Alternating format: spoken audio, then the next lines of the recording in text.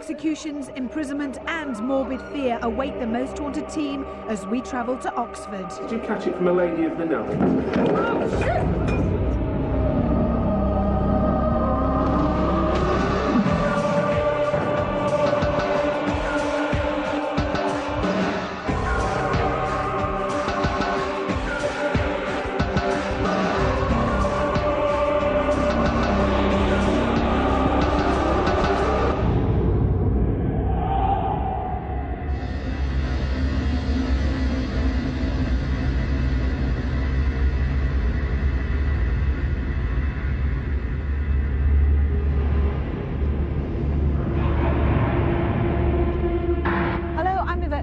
This week, I've brought the team to a place where murder and misery were the order of the day.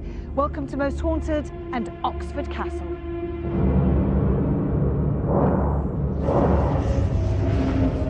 Oxford Castle was originally built for William the Conqueror and used as a place of incarceration. In less enlightened times, its barbaric punishments included ear cropping, tongue boring, branding and whipping. Many executions were also carried out here, its most infamous executioner being hangman Jack Ketch. The castle finally closed as a prison in 1996 and has recently reopened as a tourist attraction, now known as Oxford Castle Unlocked. Unsurprisingly, with such a brutal history of inhumanity, it is said to be rife with paranormal activity. This bleak, forbidding place is the Crypt.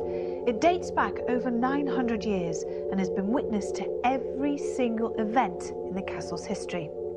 Ghostly guards are said to wander this area in the dead of night, looking for prisoners to lock up.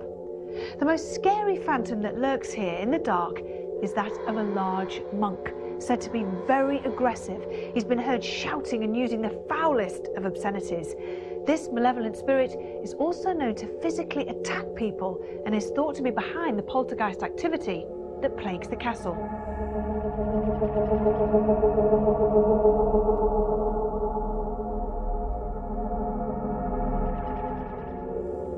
Mary Blandy was hanged here in the castle in 1752 after her lover left her to face trial on her own. Since her execution, she haunts this whole area, specifically targeting men looking for revenge on her lover. Her deathly moans can be heard throughout the night, and so terrifying is this apparition that it is said to frighten the most hardened of investigators. A well still exists under the mound, and during excavations, numerous skeletons were found. So is the well connected to an oubliette, which many believe existed here and is responsible for the spirits of forgotten prisoners that disturb this area? What more could historian Leslie Smith tell us of the castle's checkered past? Historically, the castle's absolutely thrilling. It's another example of an outstanding building put together by, initially, William the Conqueror when he came here, given to one of his great French barons who'd been a great military leader, a chap called D'Oyly, who built this place. Initially, of course, it would have been wood, and the motte is still remaining. That's, of course, the hill outside that some people think may have an oubliette in it. Many of those places thought to have oubliettes in. We'll find out more later. The first time it was recorded as a prison is in 1216, when it was taking care of some unruly students from that fairly well-known university just down the road. But these types of castles were always used as lockups, so it probably was used before then as well. We also have other considerations when we get and leap forward into the Victorian period, and we mustn't forget that moving on and on, this prison was a working prison right up until 1996, as recently as that. And when you touch the walls and the doors, it's very close indeed. Some people who were held here were very infamous in their time.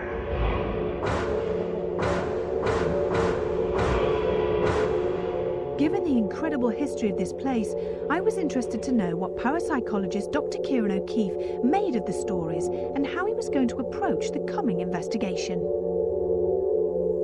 Kieran, we've investigated a lot of jails and prisons. We always seem to get a lot of activity, poltergeist activity and violence. So I don't really know what I'm expecting here tonight. I hope in a way that we get similar. You're right to expect it because of having done same sort of locations before. I, however, am a bit sceptical about any of the phenomena that we may get this evening, apart from phenomena like the poltergeist activity, which has been reported before. So there is this incident, supposedly, of prisoners experiencing poltergeist activity. If that happens in the same sort of location, then I'll be impressed. If any other phenomena happens that doesn't tie into some of the eyewitness accounts, I won't be so impressed, and I'll certainly be more sceptical. This is very interesting for me with regards to the location of the prison and exactly where we are, because we are surrounded by lots of other buildings, lots of roads, and yet we're sitting here and I can't hear a thing. I was just about to say about extraneous noise. It is a concern because we're in the middle of the city, but sitting here we can't hear any of the busy traffic. However, it is still something that we have to be aware of because we focused a lot of time in here. Maybe there are other areas of the prison, even the mound too, where you could hear the busy traffic, so it's something to be aware of. What is the most regular kind of phenomena that's been experienced here? One of the most exciting parts for me is people reporting regular auditory phenomena. So there's this supposed monk that's been seen, but associated with that are noises, obscenities. So it's a perfect place to do EVP.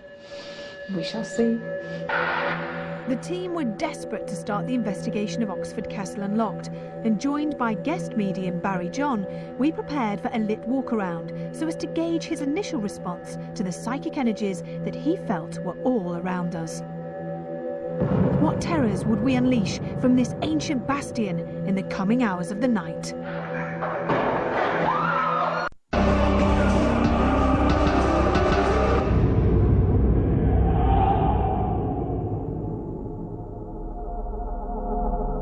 The Most Haunted team are putting Oxford Castle Unlocked under the paranormal microscope, and joined by guest medium Barry John, we begin with a lit walk-around. What would we uncover in the coming hours? We've been to many jails in our time investigating haunted locations, haven't we, Kieran? Yes. And this is, for me, it doesn't seem too oppressive, it doesn't seem too scary. It seems quite clean, but you're probably seeing it completely different. Very much so, yes, because I think like a lot of jails, there was this sudden change. You've got the children, you've got the women, you've got the men at the same time.